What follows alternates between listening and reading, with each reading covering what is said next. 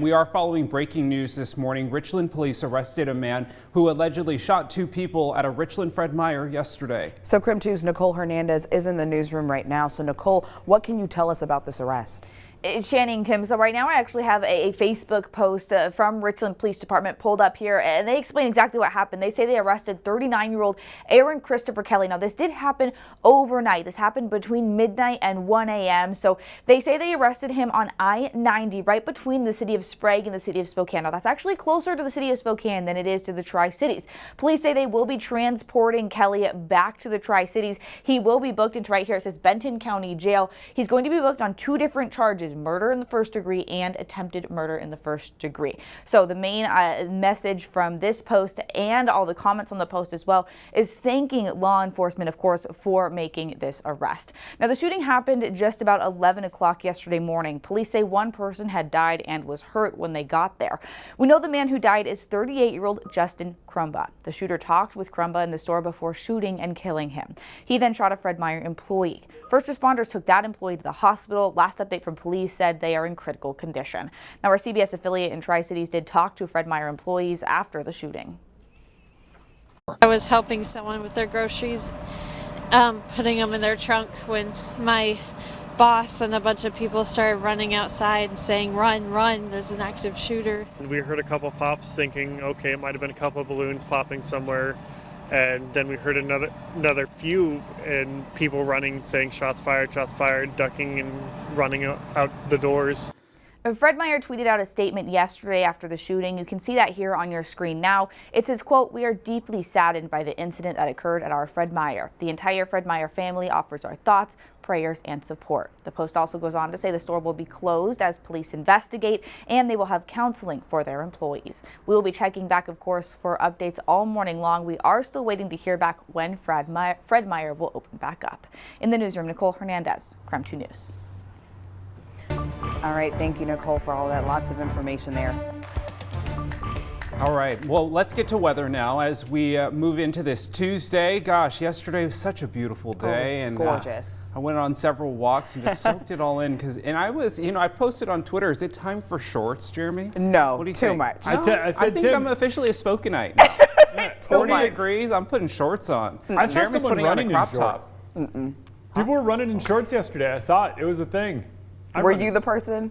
Maybe. Sometimes you look in the mirror, Channing. That's how life works.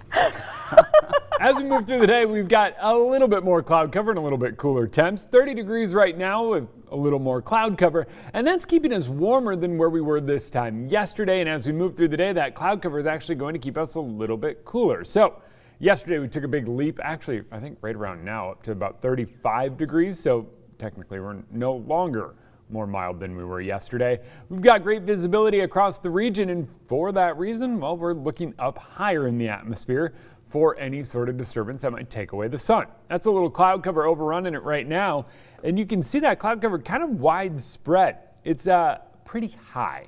That's why you get those nice bright colors there, and that's why they move so fast. But expected to take us into the day. We'll see a little more low-level cloud cover move in a little later on, and then that takes us into tonight where some scattered showers will develop. Not all of us see it, and eventually we start seeing a little more sun as we get into the day tomorrow. So here's the way I look at it. Today offers us some sun more in the beginning than the end of the day, and most of those clouds wind up higher, slowly moving down low, and then temperatures topping out in the low 40s later this afternoon. It's time now for your morning rush. More news in less time. Police in Spokane Valley are still searching for a suspect in a deadly shooting Sunday night. Now, this happened on East Montgomery Avenue, just east of North Oregon Road. Deputies responded after receiving reports of arguing and gunshots. Witnesses also reported seeing a person running from the area. Police are asking anyone who has information on the shooting to call Crime Check. The East Central neighborhood is seeking federal help for funding to access the North Spokane corridor. The project is for faster drive times between the north and south ends of Spokane. However, neighborhood advocates say it will make travel more difficult for South Hill and for East Central. Well, a Spokane City Council member is proposing a new resolution to block vaccine mandates in the city. Jonathan Bingle says it's a move to protect medical freedom. He also says he proposed this resolution in light of the U.S. Supreme Court's decision to block President Biden's vaccine mandate for large private businesses. The resolution likely wouldn't go to a vote until the end of the month. And several West Coast states are dropping their indoor mask mandates. California's will expire next week and Oregon's at the end of March. Both states will still have mask rules for healthcare settings and businesses who choose to keep them. However, here in Washington, Governor Inslee's office says it is optimistic about cases dropping and will revisit the state's mask requirement in the near future. That's your Morning Rush. That's when you're going to see change, and change for the better. And change means saved lives. The Washington Coalition for Police Accountability held a rally yesterday in front of the Spokane County Courthouse. The rally was to protest efforts in Olympia to roll back police accountability laws enacted last year. The coalition was joined by families impacted by police violence and the Spokane Community Against Racism. That included Debbie Novak, the mother of David Novak, who was shot and killed by police in January of 2019. She says she was taking part in honor of her son.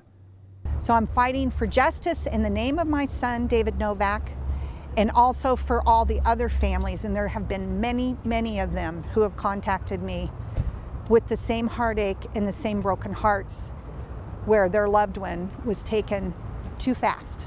The three bills the coalition are specifically worried about are House Bills 2037 and 1788, as well as Senate Bill 5919. The House bills would modify previously passed bills that required police to attempt to de-escalate situations before using force and set limits on when police could pursue suspects. The Senate bill is aimed at creating lower standards for police to detain suspects. The coalition and its supporters want to stop the bills from passing, as they say those accountability standards have led to fewer deaths at the hands of police. As part of our Boomtown coverage, we are committed to sharing how Spokane County's rapidly growing population is impacting the community. Up next, I take a look at the story behind the numbers. And the one thing you need to know about weather are mild temperatures. Stick around all week. It's mild and it's dry here in the inland Northwest. All right, it is time now for your wake-up call. The Oscar nominations are coming out this morning, so we want to know, what's the best movie you've seen in the past year? You can text us your thoughts to 509-448-2000 or use the hashtag #WithKREM on social media. Guys, what do you think? What's the best movie you've seen in the last year? Shang-Chi or Spider-Man? 100%. I'm going with those. Those were really great. So Jeremy? good. I don't know if I've seen a good movie. Whoa, hot take. Hot critic over there. Okay, but first here's a live look outside. There's a skate ribbon in downtown Spokane. We say good morning to you, Inland Northwest. Happy Tuesday. A big shout out to our viewers watching this morning in Deer Park and Ritzville this morning. Let us know where you're watching from. Much more Up with KREM just minutes away.